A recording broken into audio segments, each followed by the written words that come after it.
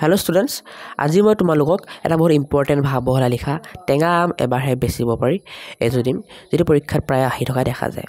ইয়াৰ উপৰি মই মোৰ চেনেলত আৰু ইম্পৰ্টেন্ট ভাববহলা লিখা আপলোড কৰি থৈছো। যদি চোৱা নাই মই ডেসক্ৰিপচনত প্লেলিষ্টৰ লিংক দি থম, গৈ পেলাই চাব পাৰিবা আৰু লগতে সেই ভাববহলা লিখাবোৰৰ PDF ৰ লিংক দি থম, গৈ পেলাই ডাউনলোড কৰি ল'ব পাৰিবা কিবা এটা পে কৰি।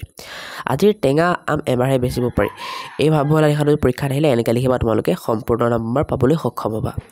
মানুহে টেঙা আম খাবলৈ ভাল নাপায়, সেয়ে কোনেও ধন খৰচ কৰি টেঙা আম ক্ৰয় নকৰে, কিন্তু বিক্ৰেতাই টেঙা আমকে মিঠা বুলি ফাঁকি দি বিক্ৰী কৰে। মানুহে যেতিয়া এবাৰ জানে যে তেওঁৰ আম টেঙা, পিছত দ্বিতীয়বাৰ কোনেও তেওঁৰ আম ক্ৰয় নকৰে। পিছত যদি বিক্ৰেতাজনে মিঠা আম বিক্ৰী কৰিবলৈ আনে, তথাপিও মানুহে বিক্ৰেতাজনক বিশ্বাস কৰিব নোৱাৰা হয়। উক্ত ফকৰা যোজনাটিত কোৱা হৈছে যে এবাৰ ঠগ খালে মানুহে আগলৈকে ঠগ খাব বুলি ভাবি সাৱধান হয়, গতিকে যিসকল লোকে আনক ফাঁকি দিয়ে তেওঁলোকক পাছলৈ কোনেও বিশ্বাস নকৰা হয়। ঠিক আছে, এইটো আছিল ভাববহলা লিখাটো। তোমালোকক যদি বেলেগ কিবা টপিকৰ ওপৰত ভাববহলা লিখা লাগে যিটো তোমালোকৰ পৰীক্ষাত আহিব ইম্পৰ্টেন্ট হয়, তেন্তে মোক কমেন্ট কৰা, মই সেইটো ওপৰতো ভাববহলা লিখা দিবলৈ চেষ্টা কৰিম।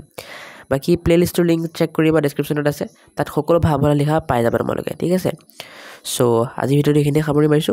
বাই বাই, চেনেলটো সাবস্ক্ৰাইব কৰি ৰাখিবা।